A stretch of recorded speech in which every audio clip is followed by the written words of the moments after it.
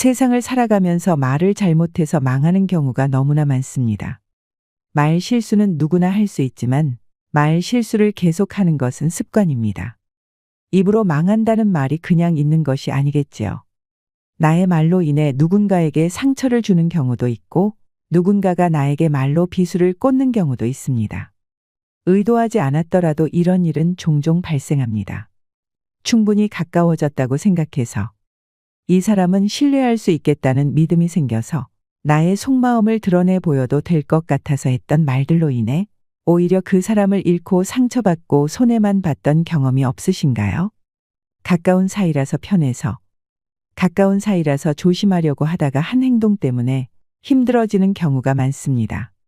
나이 들수록 인생의 지혜를 찾는 것은 중요합니다. 오늘은 아무리 친해도 드러내면 후회하게 되는 것 5가지를 준비했습니다. 그리고 좋은 인간관계를 위해서는 이것 3가지만 기억하면 된다고 하는데요. 바로 시작하겠습니다.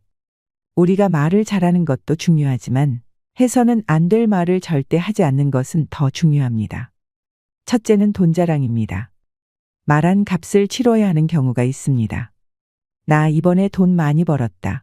이번에 보너스 탔다. 나 이 정도 돈 있어. 이 말을 들은 사람에게서 한턱 내라. 돈 좀 빌려달라는 말이 자연스럽게 나옵니다. 더 문제가 되는 것은 표정이 바뀌고 질투하는 사람도 나타난다는 것입니다. 얕보이기 싫어서 한 통장 자랑이 위험을 부른 경우도 있습니다. 이럴 때 흔히 내 자랑도 못하냐는 불만이 나옵니다. 자랑도 마음껏 못하는 세상과 인간관계가 답답하게 느껴질 수 있습니다. 하지만 인간의 본성과 상대방 입장을 고려해 본다면 불만이나 답답함은 조금은 누그러들 수 있지 않을까 생각합니다. 위험을 불러일으키기 쉽고 그 위험이 크다는 것을 알게 되기 때문입니다. 자랑은 남에게 말해서 문제가 생깁니다. 혼자 속으로 마음껏 자랑하세요. 굳이 사람들 앞에서 얘기를 꺼낼 필요가 없습니다. 자랑은 일종의 과시욕입니다. 내가 가진 것을 과시한다는 것은 내 얘기를 들어주는 사람, 봐주는 사람이 없으면 소용이 없기 때문입니다.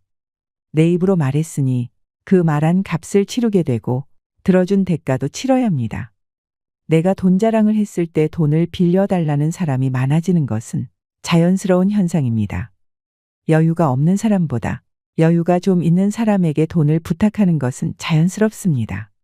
자신이 이런 정보를 줬으니 상대는 기회를 활용하는 것뿐입니다. 친척 생일, 경조사 등에서 얼마나 돈을 낼지 기대하는 사람도 있습니다. 사람의 욕심이라는 게 무섭습니다. 나도 모르게 그런 생각을 하게 됩니다. 너 돈 많다며? 돈 많은데 이 정도는 쓸 수 있는 거 아니야 하고 바라는 게 생깁니다. 기대에 못 미치면 그만큼 좋지 않은 평이 나옵니다. 소문이 퍼져 더 많은 사람에게서 연락이 올 수 있습니다. 그동안 연락이 뜸했던 친척이 찾아오기도 합니다. 도움을 요청하는 생면부지의 사람들의 연락도 자주 받게 됩니다. 실제로 로또에 당첨돼서 당첨금을 받으러 가면 어떻게 귀신같이 알고 온갖 기부단체들이 돈 좀 기부하라고 그렇게 연락을 한다고 합니다. 얼굴도 모르는 사람이 내가 돈이 있다는 사실 하나만으로 나에게 돈을 요구하고 부탁을 합니다. 돈 자랑하는 사람 중에는 자랑하고 싶은 마음에 어쩌다 한번 잘 번 것을 이야기할 때가 있는데 듣고 있는 사람은 그 금액을 최대가 아닌 최저로 받아들입니다. 없다고 해도 더 있겠지라는 생각으로 계속 두드려 봅니다. 그래서 현명한 사람들은 돈 자랑을 하지 않습니다. 자랑하면 여러 부작용이 생긴다는 것을 알기 때문에 조용히 있는 것입니다. 상대 마음을 아프게 할 수 있고 상대적 박탈감이나 질투를 부를 수 있다는 것을 예상합니다. 예전부터 돈이 많았던 사람들은 이런 일 저런 일에 하도치여 사람한테 질렸다고 표현하는 사람도 있습니다. 기쁨을 마음껏 나누기도 힘들다는 생각에 친구나 인생이 쓸데없고 덧없다는 생각이 들기도 합니다. 하지만 친구가 잘 되면 기뻐해주는 친구는 있습니다. 물질적으로 친구 관계를 판단하지 않고 정신적인 관계로 대하는 친구가 바로 그런 친구입니다. 친구가 잘 됐다는 말에 같이 기뻐해주는 사람이 진짜 친구라지만 그동안 처신이 좋지 않았던 사람에게는 좋은 반응이 없겠지요. 먼저 자신이 그동안 성숙하게 행동해 왔는지부터 살펴봐야 합니다. 자랑할 때 상대방의 입장을 생각하는 것이 부족하다면 문제가 생깁니다. 내가 일이 잘 풀리고 기뻐서 돈 벌었다고 자랑할 때 돈 때문에 힘들어진 사람도 있을 수 있습니다. 이런 부분까지도 미리 생각할 줄 아는 사람이 진정한 성인입니다. 우리는 항상 겸손해야 합니다. 길게 자주 말할 필요 없습니다. 들뜨는 것은 모두가 같이 기뻐할 수 있는 상황일 때에도 늦지 않습니다. 기쁜 일이 있을 때는 나보다 상대를 생각하는 것이 좋습니다. 앞서 말씀드렸듯이 자랑을 하려면 내 앞에 사람이 있어야 합니다. 그 사람을 배려하는 것은 당연한 일입니다. 배려하기 싫다면 나에게 다가올 과보를 감내하거나 사람 없이 하면 됩니다. 어느 누구도 탓할 필요 없습니다. 질투에 미리 대비하는 사람이 있습니다. 아무리 친해도 조심할 건 조심하는 사람입니다. 이들은 질투는 인간의 자연스러운 감정이란 걸 받아들입니다. 인생이나 인간관계가 허탈하다며 힘들어하기보다 이해와 배려로 이를 극복합니다. 둘째는 친구를 영업 대상으로 대하는 태도입니다. 진국인 친구가 없다며 한탄하지만 정작 나는 진짜 친구를 만드는 노력을 하고 있는지 생각해 볼 필요가 있습니다. 진짜 친구가 아니면 친구는 없다고 생각하는 것은 실수입니다. 가깝지 않아도 좋은 친구가 될 수 있습니다. 그런데 이런 친구를 놓치는 실수를 하는 경우가 있습니다. 그중 하나가 친구를 도구로 여길 때입니다. 나와 친구할 사람을 골라서 사귀고 도움이 안 되면 버리고 새로 교체하면 된다는 식으로 접근하는 사람은 정말 크게 후회할 실수를 하고 있는 것입니다. 내가 그렇게 대하면서 진짜 친구, 좋은 친구를 원한다면 그런 희망은 결코 이루어질 수 없습니다. 평상시 친구를 대하는 자세가 내 친구 관계에 그대로 나타나게 됩니다. 친구를 대하는 나의 자세는 어떤가요? 혹시 친구를 도구로 보고 있지는 않았는지 과거와 현재를 되돌아볼 필요가 있습니다. 친구를 영업 대상으로 여겨 설득하려 하거나 친구니까 이 정도는 도와줄 수 있잖아 하며 도움을 바라고 만날 때마다 자기 얘기만 줄줄 늘어놓으면 친구 관계가 깨지기 쉽습니다. 직업 정신이 투철해서일 수도 있지만 회사에서 교육받을 때 지인 영업을 은연중 부추겼을 수도 있습니다. 실적에 떠밀려 초조해서 친구를 찾아가 힘들게 할 수도 있습니다. 얼마나 어려우면 친구가 싫어할 것을 알면서도 찾아갈까요? 하지만 이런 상황은 오래 끌수록 나만 힘들어집니다. 이때 이런 상황이 과연 얼마나 어려운 상황인지 되짚어봐야 합니다. 친구가 도와줘야 직장을 유지한다면 어차피 직장에서의 생명은 얼마 가지 못합니다. 지인 영업에서 벗어나지 못하는 사람은 회사도 원하지 않습니다. 회사와 나 사이에 누가 손해를 보고 있는지 생각해 봐야 합니다. 나는 실적 압박에 시달리면서 인간관계도 다 깨진다면 이것이야말로 늪에 빠진 격입니다. 회사에서 성장할 방법을 찾든지 새로운 직업을 모색해 봐야 합니다. 내가 바뀌지 않으면 문제를 해결하기 힘들어집니다. 보통 영업하는 친구를 싫어하는 이유는 귀찮게 하는 것도 있지만 자신을 이용한다는 생각 때문에 싫습니다. 이것에서 벗어나려면 친구가 필요하다는 말이 나오기 전까지는 말을 꺼내지 않는 것이 좋습니다. 친구의 도움이 필요하다면 솔직히 도와달라고 이야기하는 것이 낫습니다.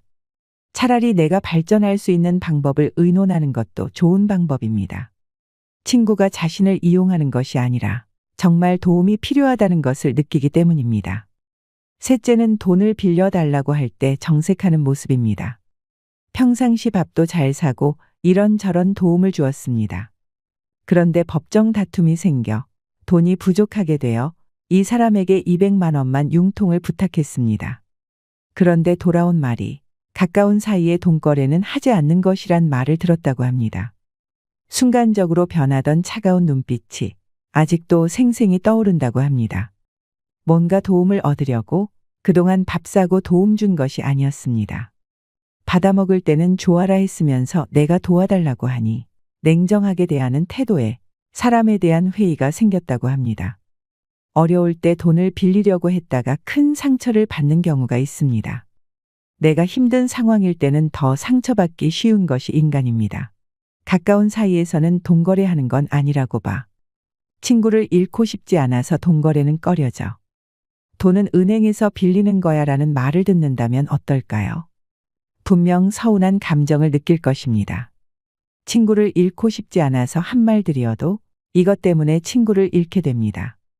상처난 마음에 차디찬 냉수를 끼얹는 것처럼 느끼게 되기 때문입니다. 지혜롭게 거절하려면 이러한 태도를 드러내면 안 됩니다. 거절하더라도 먼저 상대방 상황에 대한 공감부터 하는 게 좋습니다. 그런 다음에 그냥 돈이 없어서라는 말을 하는 것이 낫습니다. 가장 해서는 안 될 것으로 보증 서는 것 같은 가까운 사람과의 동거래를 꼽습니다. 이것 때문에 집안도 망하고 친구도 잃어버리기 쉽기 때문입니다. 위험하니까 냉철하게 선을 긋는 것도 좋지만 이것은 마음속으로 해도 충분합니다. 말과 태도는 부드럽게 그것을 실행하면 됩니다. 선을 긋는다는 것이 정색하며 단호하게 말하는 것이 선을 긋는 것이 아닙니다. 꼭 차갑게 할 필요는 없습니다. 오히려 정만 만들고 사회생활과 인간관계를 힘들게 만들 수 있어 결코 드러내지 않는 것이 현명합니다. 넷째는 나의 비밀입니다. 절대 다른 사람에게는 말하지 마 하며 내 비밀을 털어놓았던 경험이 있으신가요? 그러다 비밀이 지켜지지 않았을 때 당신의 감정은 어떠했나요? 그 사람이 원망스럽던가요? 내가 원망스럽던가요? 내 입 밖으로 나온 말들로 생긴 일은 누구도 원망할 필요가 없습니다. 이런 얘기를 하면 이렇게 말하는 사람들이 있습니다. 친구 간의 비밀을 터놓고 얘기해야지. 비밀을 터놓지 않는 게 친구냐? 그런데 이 비밀을 가족 관계에서도 터놓고 얘기했다가 발설되면서 집안이 폭망한 경우도 있습니다. 우리가 너만 알고 있어 하고 말하는 순간 이미 비밀이 아닙니다. 참으로 슬픈 얘기입니다만 이것은 상대방에게 나의 약점을 잡히는 꼴이 됩니다. 그리고 사람 관계라고 하는 것이 끝까지 지금처럼 간다는 보장이 없습니다. 내 마음과 상대의 마음이 다를 수도 있지요. 네 번째는 타인의 비밀입니다. 입으로 죄짓는 것 중 하나가 타인의 비밀을 말하는 경우입니다. 내가 다른 사람의 비밀을 알고 있다면 그것은 내 가슴 깊숙이 묻어두세요. 그러고 죽을 때까지 가지고 가는 것이 인간에 대한 예의입니다. 나도 모르게 툭하고 튀어나온 말 때문에 내 간지러운 입 때문에 사람도 잃고 모든 것을 다 잃습니다. 입으로 지은 죄는 다시 나에게 돌아옵니다. 알고 있는 것을 너무 많이 말하지 말고 필요 없는 말을 섣불리 내뱉는 것을 경계하세요. 이것저것 많이 말하다 보면 아무래도 실수할 개연성이 높아집니다. 이것 하나만 기억하세요. 한 박자 쉬고 늦게 말하는 것입니다. 무슨 얘기를 하려고 할 때 꿀떡 한번 침을 삼키고 조금 생각하고 말하는 겁니다. 막상 내뱉은 말을 지키려고 하니 나중에 귀찮아서 후회하는 경우가 있습니다. 기분이 좋았을 때 선뜻 약속을 해놓고는 나중에 내가 왜 그런 말을 했을까? 그랬던 경험이 없으신가요? 그래서 한 박자 늦게 천천히 말하는 게 중요합니다. 천천히 말하는 것에는 효과가 여러 가지가 있습니다. 말을 천천히 하면 목소리가 낮아지고 정중해집니다. 야, 그래 가지고 말이지 뭐. 이런 식으로 말을 하면 말에 무게가 없어 보입니다. 사람이 가벼워 보이게 되죠. 그러나 목소리를 낮춰서 생각하고 말하면 목소리가 낮아지고 정중한 느낌이 듭니다. 사람이 가벼워 보이지 않고 있어 보이게 됩니다. 소위 높은 자리에서 사람들에게 존경받으며 살아가는 사람들이 말을 빨리 하는 경우는 거의 보지 못했습니다. 말을 해야 하는 직업이 아니라면 보통 성공한 사람들은 말을 천천히 합니다. 그것을 사람들이 폼을 잡는다고 표현하는데 폼을 잡는 게 아니라 폼이 있어 보이는 것이죠. 그리고 말을 천천히 하면 설득력이 높아집니다. 신뢰감을 느낄 수 있습니다. 세일즈맨이 물건을 팔 때 말을 빨리빨리 하면 사기치는 것 같습니다. 조급해 보입니다. 그러나 말을 천천히 하면 이해도 쉽게 되고 설득력이 있습니다. 쉽게 흥분하지 않고 감정 조절이 되기 때문에 상대로부터 신뢰를 얻을 수도 있습니다. 더불어서 좋은 인간관계를 위해서는 이것 세 가지만 기억하면 됩니다. 첫째로는 경청하는 것입니다. 이것은 아마 여러분들도 알고 있을 겁니다. 그런데 우리는 경청하는 척하면서 실제로는 상대방 말이 끝나면 내가 무슨 말을 하지? 이것을 생각합니다. 그러지 마시고 내 앞에 있는 사람이 어떤 마음에서 저런 얘기를 하는지를 잘 경청해 보세요. 많은 것이 달라질 겁니다. 두 번째로는 격려하라는 것입니다. 격려는 칭찬하는 것과는 다릅니다. 칭찬은 칭찬거리가 있어야지 칭찬할 수 있습니다. 그러나 격려는 실수를 했을 때도 격려할 수 있습니다. 괜찮아, 잘 될 거야. 요새 뭐 하쿠나 마타타 그런 얘기 많이 하지 않습니까? 잘 될 거야, 걱정하지 마. 이런 말로 그렇게 격려해 주는 것이 얼마나 좋습니까? 세 번째로는 겸손하셔야 합니다. 너무 뻐기면서 말하지 말고 조금만 더 나를 낮추고 겸손해지세요. 이렇게 하면 상대방으로부터 이 사람은 참 품격 있게 말을 잘하네, 이런 감정을 갖게 될 겁니다. 품격 있는 그런 화법을 구사하시기를 바랍니다. 그거 아시나요? 우리가 품격이라고 할 때 그 한문을 보면은 입구자가 3개가 쌓여서 품자가 되어 있습니다. 품격, 품질도 다 마찬가지죠. 다시 말해서 품격이라고 하는 것은 말을 어떻게 하느냐에 따라서 품격이 좌우된다는 것입니다. 사람의 격이 달라지게 된다는 겁니다. 그것뿐만 아니라 군자의 군을 한문으로 보면은 다스릴 윤자에다가 밑에 입구자가 써 있습니다. 다시 말하자면 입을 제대로 다스리는 사람이 군자라는 겁니다. 오늘날 우리 사회가 정말 갈수록 말하는 방식이 아주 험악해지고 있습니다. 사회적 지도층이라고 하는 분들도 어떻게 하면 상대방의 마음을 아프게 할 것인지에 대해서만 신경을 쓰는 것 같은 그런 것을 느끼지 않습니까? 그래서 우리만이라도 화술에 대해서 좀 더 생각을 해보았으면 좋겠습니다. 술수라고 해서 무슨 요령을 피운다는 그런 것이 아니라 어떻게 하면 진정성이 있는 정말 멋있는 말, 좋은 말을 할 수 있을 것인지 거기에 대해서 늘 관심을 갖고 사셨으면 좋겠습니다. 입에서부터 화근이 시작된다고 하지 않습니까? 그래서 말을 정말 조심해서 해야 됩니다. 아무리 친해도 절대 들키면 안 되는 모습, 절대 보이면 안 되는 것은 무엇인지 잘 들으셨나요? 인간관계 때문에 힘들어하는 사람들이 많습니다. 오늘 말씀드린 5가지만 기억하시면 조금 더 행복하고 고귀한 삶을 누리실 수 있을 거라 생각합니다. 이상으로 시니어를 위한 모든 것, 시니어 연구소였습니다.